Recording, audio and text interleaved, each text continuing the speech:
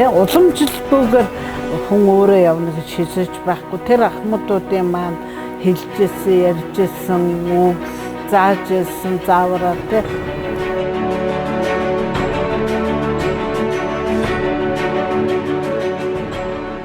Ахмадуудын гоё уламжлал ингээд залуучуудаа ингээ очиод байдаг байхгүй. Тэдний тоглолт, тэдний яриа, тэдний уран чадвар, тэдний тэр амьдралыг ойлгож байгаа, дүрээ судалж байгаа тэр бүгэн чинь тэднээсээ л биднэрт ирж байгаа юм чинь.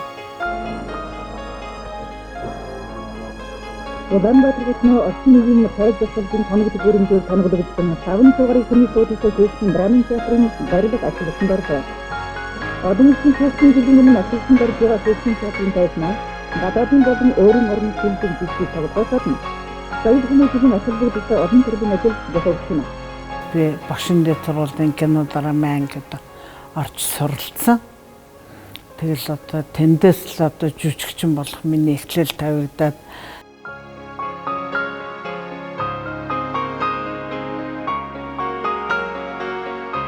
Канада ангид тэр үед чинь 4 жил нэг удаа эсэл давдгаас яг тэр төгсөлд тэр юутай жил яг таахгүй юу. 100 гаруй хөгж шалгуулаад ердөөсөө л нэг 25 оюутан авах хэвээр конкурс айгу өндөр нөөд удаан жил явдаг байсан болохоор 10 жилийн хүүхдүүд нь бүгдээр ингээл ээж аавыгаа дагуулцаа очоод ээж аавд нь гатаацсаад хүүхдүүдээ харуулаад шалгуулаад тэнд би гав ганцаар ээж аавгүй өн чи хөгжиг яваад байхгүй юу. Тэгээ ирээд би аавдаа хэлэхгүй юу. Ингээд бүх хүүхдүүд ээж аавыгаа дагуулад явдсан. Би ганцаар өн чи хөгжиг ганцаараа байгаад байсан гэсэн чинь манай аав их тийм их тайван их гоё хүн байсан. Тэгээд гэж байгаа байхгүй. Чамд ерөөсөө хүний хэрэг байхгүй. Хэрвээ чи авьяастай байвал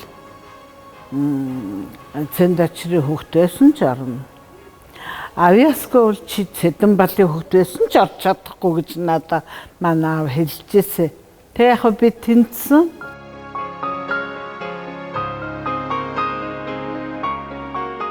Би 1978 онд Улсын Багшин дээд сургуулийн кино драмын англиг төгсөөд хүүхдийн театр гэж эмнэлэг гэгэрлийн ордонд байрлаж байх үед хойрлогдож очсон юм байна. Айл 50-50 оны сүүлээс эхлээ манай чадварч байгуулагдсан дээр ардын жүжигчин цагаан зэгмэд тугаан үндэслэн байгуулсан хүүхдийн театр ингээд тэр үеэс эхлээл одоо мундаг сайхан уран бүтээлч залуу Ахмад уран бүтээлчд маань ингээд үе дамжиж ингэж ирсэн юм сайхан театр. За тэр үед Хераны хонхорт дээрэмчд сэтгэл таравсан туяа гэх зэрэг жүжигүүд тоглогддог байсан. Хибалчин шүү хүүхдийн жүжигүүд байсан. Манай Ахмад уран бүтээлчд бол одоо ардын жүжигчин очрогдгоо, гавьяа жүжигчин, түяагч, готууга, цэнцэрэн гихч олон сайхан Ахмад жүжигчд байсан. Тэрний дараагийн үе нь одоо манай Цолмын гихч байна.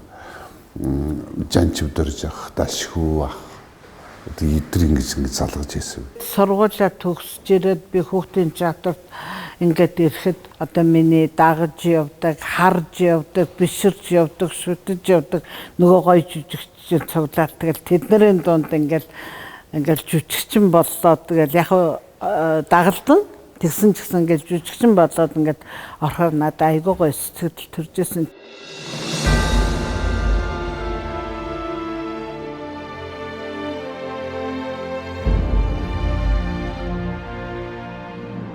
Тэгээд 1978 онд манай театр маань байраа сольж улсын хүүхэд залуучуудын театр гэдэг нэртэйгээр одоо энэ хаан банкны төв байрлаж байгаа энэ байранд баригдад дуусаад манай театр орсон юм байна. Яг энэ байранд орохдоо бид нар улсын хүүхэд залуучуудын театр гэдэг нэртэй ороод тэгээд дандаа залуучуудын уран бүтээл ер нь тэгээд бол хүүхэд залуучууд зориулсан нэвтрүүлэг. Манай энэ театр бол ерөөсөө зэрэглээр тасардгүйсэн шүү дээ. Ягаад гэвэл хүүхдүүд Тэгээ залуучууд тэгтээ дан залуучууд бас үзэхгүй шүү дээ. Настайчууд иржүүд нь тэр үед чинь үзүүрийг сайн үздэг байсан. Энэ их гоё театр байсан шүү дээ. Миний энэ театр чинь.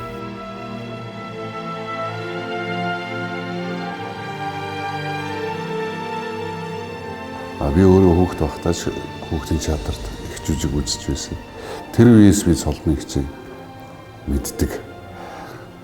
Тоглож байгаа жүжигийн тэгээд туулаа одоо тэгээд бавгаа дуулах жүжигийн үнэг гэх мэт одоо энэ хүүхдийн жүжигүүдээс ихсүүлээд мэддэг байлаа. Их сайхан ихч их олон сайхан жүжигийн дүрүүдэд тоглодог. Тэгээ өөрөө энэ театрт орсны дараа тэр ингээд хүндэтгэж биширж яадаг тэр жүжигчинтэйгээ ингээ хамт нэг тайзан дээр тоглоно гэдэг бол надад бол их ховор тохиолдол байсан.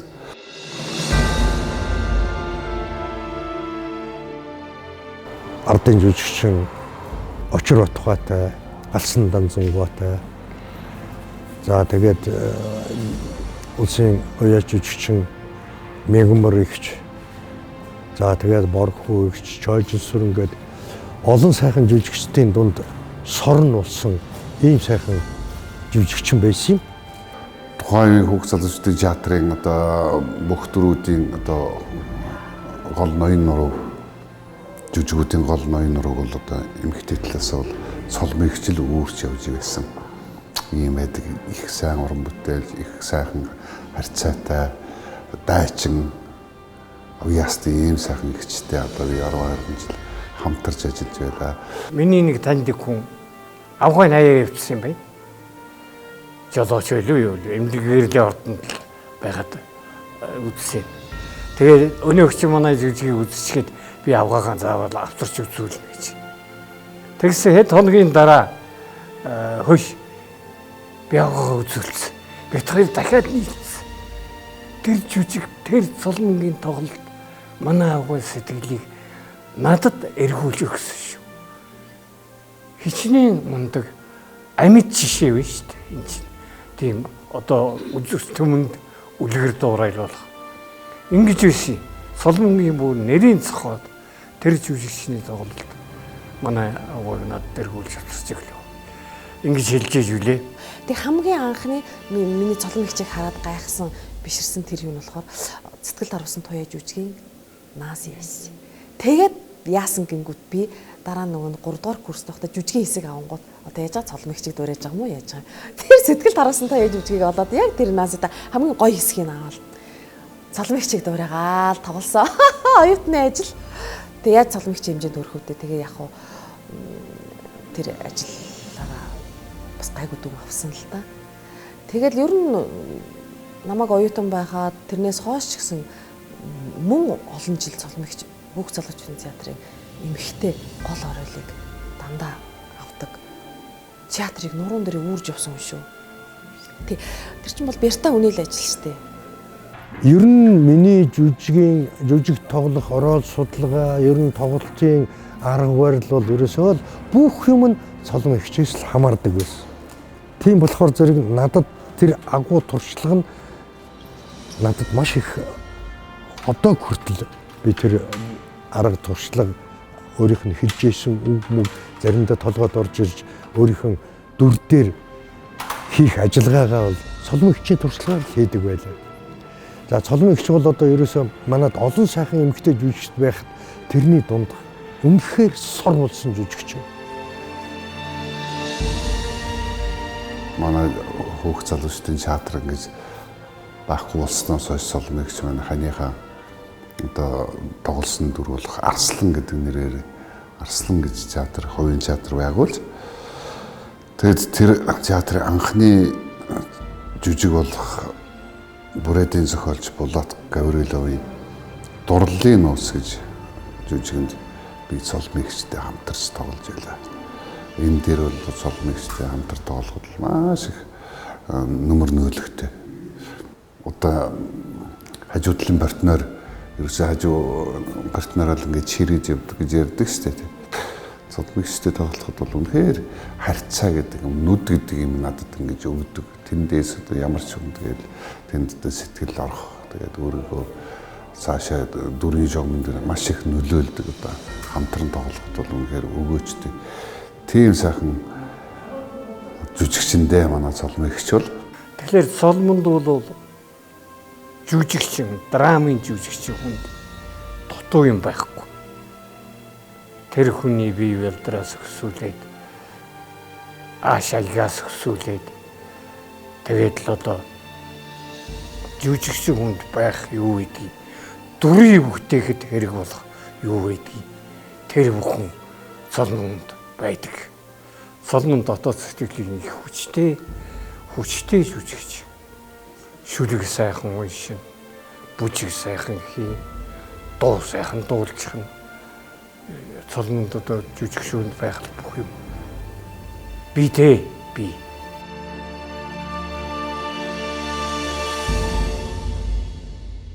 Дармын Батбаярын зохиол Гэгээ жүжиг гэж тэр үед нэлээд шууган тарьжсэн сайн зохиолоор найруулагч Лаасуур найруулагчийн найруулсан Гэгээ жүжиг. Энэ жүжигийг хажид гэж сохор эмэгтэйн дүрд манай Соломогч тоглодог байсан. Би Дөнгөж театрт орчоод тэгээ хөдөө баригаж явсан, урлагийн баригад. Тэндээс эхлээл би Соломогчийг тэр дүрийн хараад ерөөсөө өөрөө маасанж явж байгаа үед тэгэл хажидын тэр хамгийн хэдгээр үзэгдлээ тэнд нэг галзуурдаг тэр хэсэг. Тэр хэсгийг хараад би ерөөсөө ингээд ангачдаг гэсэн өөрөө маасанж явж исэн гэрнэ тэгэл ангаагаал тоглолтын нарал тэгэл хичнээн өрөвдөн тэгэл тоглолтын дараа яг Соломогч ядарсан болов яасан бол тийм хүнд юм ингэж тоглолцоод ингээд явж байдаг. Тэгээ манай Соломогч бол их тийм цоглог дайчин тийм бүсгүй. Би гэхээр бол маш их зовж ирсэн шүү дээ. Ягаад гэвэл хараа тэр чин жүжиг цаг 40 минут явдаг жүжиг байхгүй. Цаг 40 минутын турш би сохроо нүдээ өрөөсөө хөдлөхгүй явна. Тэгээд тэрний чин дасгал сургалтыг хийхин тулд хүн чинь эхлээд нэг 10 юм уу 20 тоолоход нүд хорсоод идэгээ. Дараад нь минут ингээд нойлмос гойж янз бүр болно. Тэгэл сүүлд бүр ингээд гэртээ цагаан уусан ч ингээд хараагаа тогтоож уугаал тий. Тэгээд сүүлд гудамжинд би явахдаа ингээд одоо холын зай дээр нэг цэг дээр нүдээ авчичаад би явдаг гэсэн шүү дээ. Яг сохор хүн шиг. Ямар сандаа нэг жолооч сохор минь чи амьд явах дургуул би амьд явах дуртай шүү чи машина хараач загнуулж ирсэн. Тэгээд тэр чин сохор болохоосоо гадна галзуурдаг тэр дүр чинь амар хэцүү шүү дээ. Хүүхэд нь нүхчээд галзуурдаг. Тэгээд тэрэн дээр би маш их ядарсан. Надаас айгүй хүч гардаг тэр дүрд тоглоход ямар санда бид нар ховдод нэг манай театрын өдрүүд болоод тэгээ гэгэг хүн их үздэг байхгүй юу. Тэгээ хоёр ингээ угсруулаад тийчгүй 7-оос 9-с тэгээд 9-с тоглоод би яслахад миний тарих задраад би яг өгөх гэж байгаа юм шиг санагдчихсан. Тэгээд дахиад бод гэгэг ингэж угсаар тоглож болохгүй юм байна гэж би бодчихсон. Яг тэгээд өөрөө ирэхгүй тэрэндээ би орчдөг. Тэгээд энэ жүжигийг чинь 5-6 жил ингээ баригад дээр явж тоглоход сум болгон дээр аймагт өдрийн 2 тоглоно. Тэгээд бид Соломогчийн тэр бүх энэ нервийг боддог байхгүй. Тэгээд үнэхээр бид нар одоо түүхчтэй юм чинь яг тэр кардамын гэдэг тариа хийлгэж байгаа л энэ жүжигийг тоглож дуусгах гэдэг олон түүх байна шүү дээ. Тэгээд тэр яг улсын төлөвлөгөө зорилтыг биелүүлж байгаа юм чинь үнэхээр тариа кардамын гэдэг тариал тэгэл жүжигчдээ зайсан тоглолдог. Энэ жүжиг бол агуу жүжиг байсан. Энэ агуу жүжигийн энэ дүрийг бол Соломогчийг дахиж бүтээх хүн би ер нь итгэхгүй байгаа шүү. Тэгээд би чинь бас жоохон биемээ хаамуутай тэгэл ингээд баригад энэ төр явж байгаад би чинь тайзан майзанд урхаардаад унцдаг байхгүй. Тэгэхээр тэр гоё штэ ингээд манай тайз гэрлийнхэн энэ төр бүгдээр мэднэ. Тэгэл миний царай ачаа болоод ирэхээр гэрлийнх хард суугаал хөшгөнийхөө хоёр тав засаал тэгэл далигаа дээр гут гэрлээ унтраагаал хөшгөө хаачна. Тэгээд манай дараа хөшгөнийхөө засаар эмч байна уу гэл. Эмч нь гарч ирнэ. Тэгээд эмч нь гарч ирээ сумынхаа эмдгээс эм авчирна тариа хийн. Тэгээд тариа хийчихэд дахиад тоглоно. Үзэгчд нь сууж илээ. Одоо тийхгүй шүү дээ.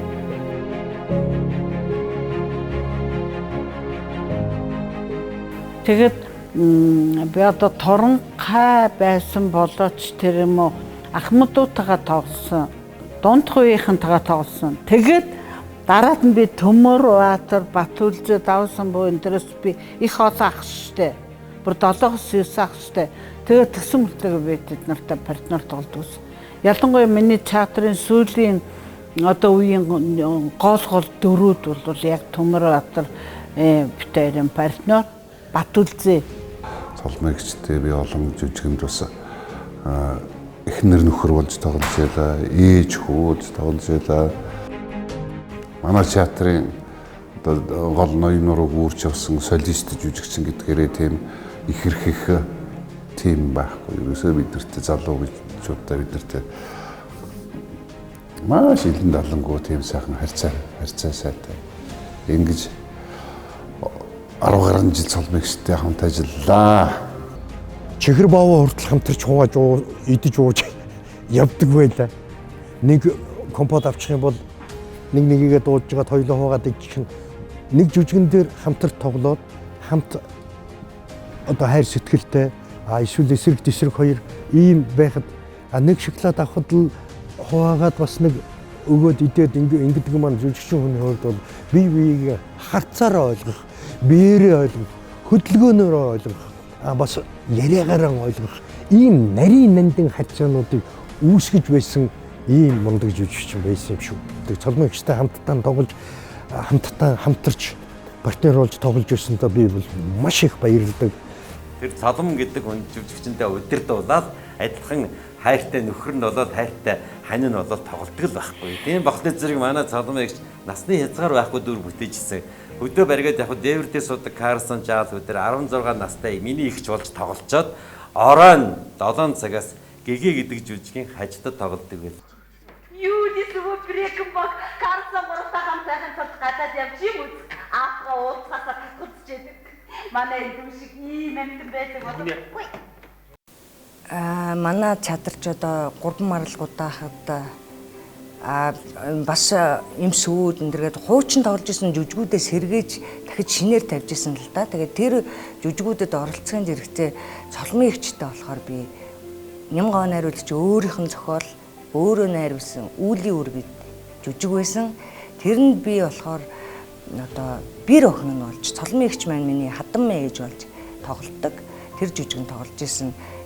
Цэ Төмөрбаатар ах маань хүүд нь тоглож исэн. Тэгээд энэ сүүлд нь хүүгээ алддаг тийм бас Үүлийн үр гэдэг. Одоо би болохоор сүүлд нь ээжтэй хадам ээжтэйгээ хамт одоо нөхөр нь өнгөрсөн ч гэсэн амьдарч байгаа тийм тэр талаар өгүүлдэг тийм жүжигэн тоглосон л доо. Тэгээд цолмын ихчийг би нөгөө оюутан болохоос өмнө мэдэрчээсэн ямар мундаг жүжигчин бэ гэд зүгээр биширч харах, дээрээс нь хамт тоглох гэдэг бол тэс өөр юм байд юм байна гэдэг юм. Дахин бас нэг надад дахин сургууль болж исэн. Тэгээд их мундаг цолмын ихч мундаг жүжигчнэр л би ер нь бас их ингээд ахныгаа жүжигүүдийг одоо дашгүй ах жанчаа гэх энэ театр надад маш их олон зүйлийг одоо зааж өгсөн.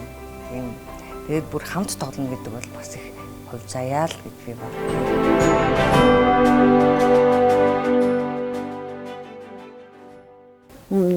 Тэгээд 70 онд нөгөө сургууль төгсгөн урд жил нөгөө нэг юу яадаг штэ дипломны ажил гэж шийдэг штэ. Тэгээд дараамын театр дээр бид нар одоо жижиг хэрэгжил хувцас одоо бүү мө тэр жүжигэнд хэрэглэдэг юмыг одоо гуйч нэг өдөр аваад буцааж өгөөл ингэж явдаг. Нэг өдөр миний ээлж таарсан. Тэгээд би сэтгэн ихчтэй яваад тэгэхэд би хувцас авах ёстой байсан. Хувцсны эрхлэгч байхгүй төр зөр одоо ирээ ингээ үүдэнд нь хүлээгээд суужсэн чинь нэг юм цагаан цовтой нэг тийм нэлээд биерхүү залуу шатаар сэрүүн салхи сэвлзээд энэ төргээд дуулцсан бууж ирэхгүй юу. Тэгээ харсан чи өрөөсөө би урд нь хараагүй би дараамын чадрах нэг эхний энгийн таньдаг мөртлөнгээ би тэр залууг өрөөсөө хараагүй байхгүй юу. Тэгээ би зүгээр сэлэнгэгчээс асуусан энэ танад орсон юм гэсэн. Өгээ хуучин манад байсан тэгээ одоо цэрэгт явчаад дахиж ирж байгаа гэтгэхгүй юу. Тэгэл өнгөрсөн. Тэгсэн ороо олсон чинь манай гэр утасдуурдгийн. Тэгснэ сайн байна уу? Цавдан тариг би. би дорцсон боо анаа сайн байна хүн. Ямар дорцсон бус. Ягаад чи өдөр намайг чатар дээр очиод энэ хүн танаад орсон юм уу гэдээсэн тэр хүн чинь байна гэдгээ тэр чи битээр анх танилцал.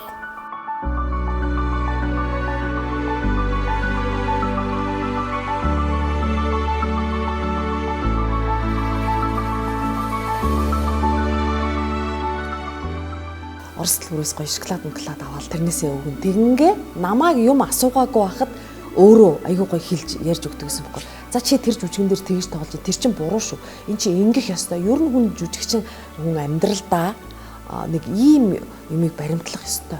Хүн өдөр болгон өглөөнөөс эхлээд орой хүртэл нэг ийм юм байх ёстой гэл айгүй гоё зөвлөгөөнүүд өгдөг гэсэн шүү. Тэр чин одоо бол хэр арга хүн тэгж өгөхгүй шүү. Тэгээ магадгүй тэр цолмыг чинь тэр тэгж хэлжсэн үг энэ тэр надад бас амжилтанд хүрэхэд бас нэлээд нөлөөлсөн байх гэж боддог. Тэгээ дээрэс нь би бас энэ хүүхдүүдийг одоо мөрөөдлийн чадрын залуу хүүхдүүд энэ тэр юм асуугаагүй байхад хэлдэг шүү. Хөөе чи ингэж наа чи ингэж харагдаад байна энэ. Энэ бол манай чадрын л ингээ уламжлагдаж ирж байгаа тэр нэг юу юм болоо гэж би бодоод иддэг шүү дээ. 1987 онд Усын хүүхд залуучуудын театрын жүжигчин дахин бэлтгэх тийм одоо төрийн тийм бодлогын дагуу сургуульд явахаас өмнө бид нар нэг 4 сар театр дээр бэлтгэл хийгээд одоо ингээд мундаг жүжигчдэд ингээд тэр 40 хүүхдийг хуваарлж өгөөд тэгээд тэднийг бэлтэж байгаа 4 сарын дараа дахиж шалгаад 20 авна гэсэн болцолтой байсан. Тэгээд тэр үед би хуваарлалтаараа манай театрын мундаг хамгийн одоо эмэгтэй жүжигчин, солист жүжигчин гэж ярьдаг цолмын хичийн хав болж оногдож хуваарлагдсан. Тэгээд тухайн үед би ингээд өөрөө хүүхэд байхдаа бол их маш олон хүүхдийн жүжигүүдийг үзчихсэн л та. Тэгээд тэр жүжигүүдэд дандаа гол дүр тоглож ирсэн ийм гоё мундаг одоо жүжигчин хичийн шав болсондоо их баярлж ирсэн.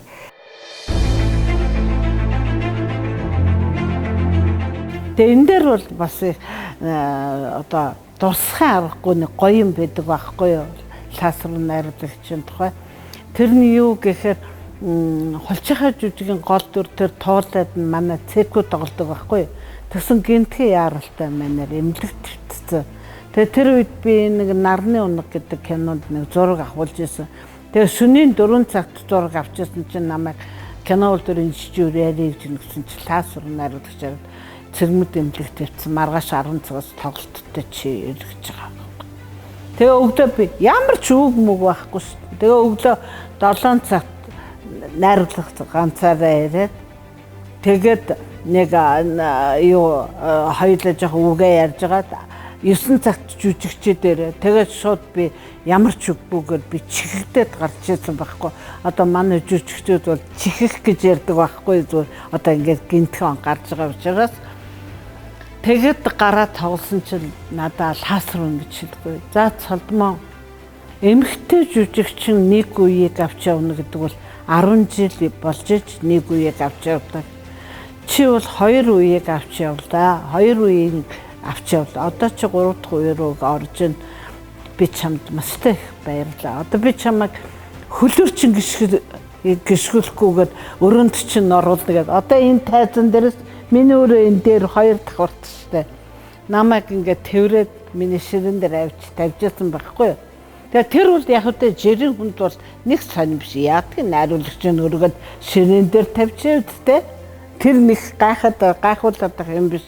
Ганцхан жүжигчин хүнд найруулагчаараа хөлөөрөө гიშгэлэхгүйгээ тэврээд ширэн дээрээ тавилна гэдэг бол маш том шагнал, маш том үнэлэлт байхгүй юу?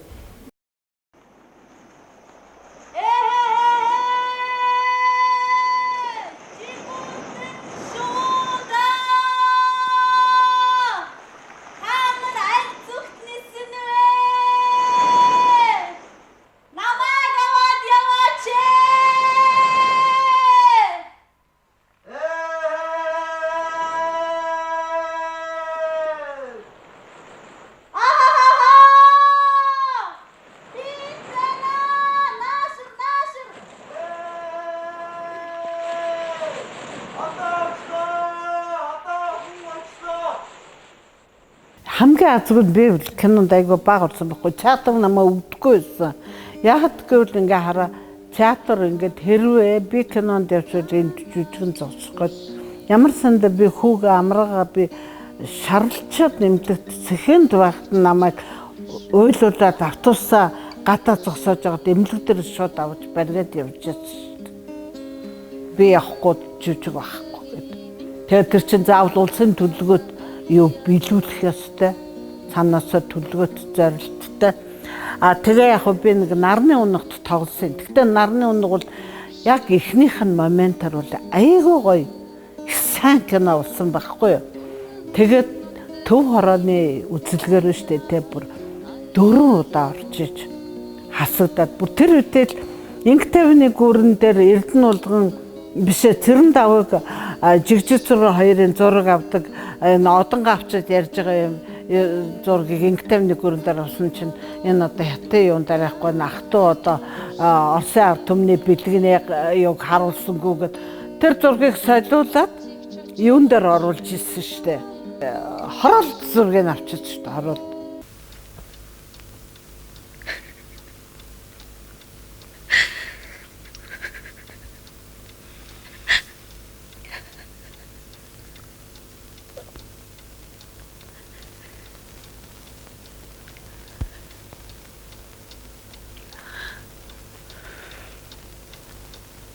Тэгээд хараа надыг биштэй ингээд миний ингээд дүр айгуу гоё ахгүй гэсэн чинь намын дарга авгаа ийм байж болохгүй. Одоо намын дарга аваад их жоронтой байна гэд. Тэгээд зураг авцсан хойно ингээд бүх зурнууд авцсан хойно ингээд солиход тэгээд намаа баригад энэ төр явцаагаар дууган солиод тэгээд тэрний нэг тийм гоё санаа нь уулны эхлээд их гоё сайн кино. Одоо миний хувьд их сайн дүр болж ирсэн. Тэгээд дараад нь тийм нэг хачаа саармаг дүр болсон. Би жоохон дэрэнд харамсдаг. За тэгээ юу бол яг үдэ мөнгөн бол дээр бол яг үдэ нэг их тийм сүрт. Ер нь нэг их аим сүртэ гол орол кино тоглосон хүн биш шүү дээ бич.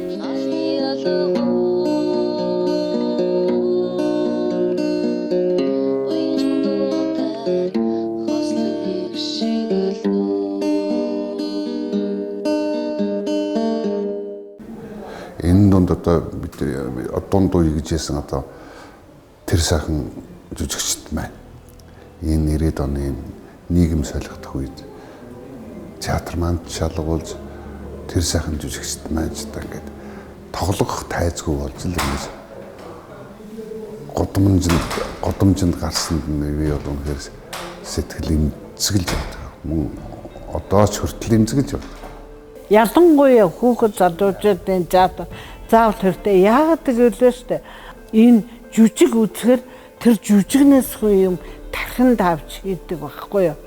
Бүр тэр үедээ энэ сайн кинонууд, сайн жүжигүүд гэдэг чинь бас амьдралын нэг их сургалт өгсөж байгаас ерөөсөө ялгаа байхгүй. Цолмын ихтэй хамтдаа тоглож хамтарч партнеруулж тоглож ирсэндээ би бол маш их баярлагдав. Их сайхан одоо дурсамжтай тийм сайхан өдрүүд жилүүд хүүхд залуучуудын театрт байсан. Цолмын ихчтэй хэрэг хайртай байдаг. Ундаг би гэрээр нь очдог байлаа. Хоёр хөөхөн хүүтэй одоо ингээд амраа цогтоо гэдэг. Хоёулаа одоо найруулагч болсон. Тэгээ цолмын ихч маань өөрөө бас ундаг том найруулагч, Монголын тухайн үеийн бас найруулагчдын томоохон төлөөлөх төрчмөө найруулагчийн гэргий айлын сайн ээж ундаг том жүжигчин хүн юм да гэж тухайн үед дүнжсэн. Одоо ч гэсэн би бахархаж явдаг. Тэгээ нэг талаар миний бас нэг том анхны минь жүжигчний урлагийн багш юм аа. Цолмогч надад нэг юр бусын хүн юм шиг санагддаг байсан. Тэгээд дээр нь манай цолмын ихчиг бол үнэхээр тухайн үед нь бол Монгол улсын соёлын яамны шилдэг дүрийн шагнал, соёлын тэргүүний ажилтан олон 2 удаа шилдэг дүрийн шагнал соёлын яамнаас урлагийн ажилтны холбооноос хүртэж ирснийг санаж байна. Энэ хүнийхээ тухай ярихад үнэхээр үг багдчихнаа л гэж би хэлмээр. Үнэхээр тийм байна. Үнэхээр Тэр хүний хөдөлмөр, хөлс, тэр хүний бүтээлчсэн дөрүүд тэр тайзан дээр тэр чигээрээ мөнхөд л үлдэх ёстой.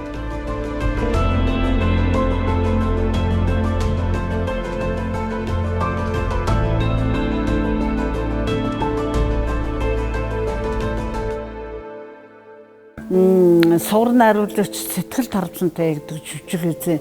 Тэр бол ерөөсө 3 хүнтэй жүжиг. Очирватгай хүрлээ бидгаар тоглодог байхгүй юу. Тэгээ одоо миний хамгийн анхны одоо том одоо жүжигийн том роль. Тийм тэр их гоё жүжиг байсан. Тэгээд Очирватгай хүрлээ. Тэгэхээр миний хамгийн анхны одоо партнер те одоо эрттэй партнер гэх юм бол Очирватгай хүрлээ хоёр.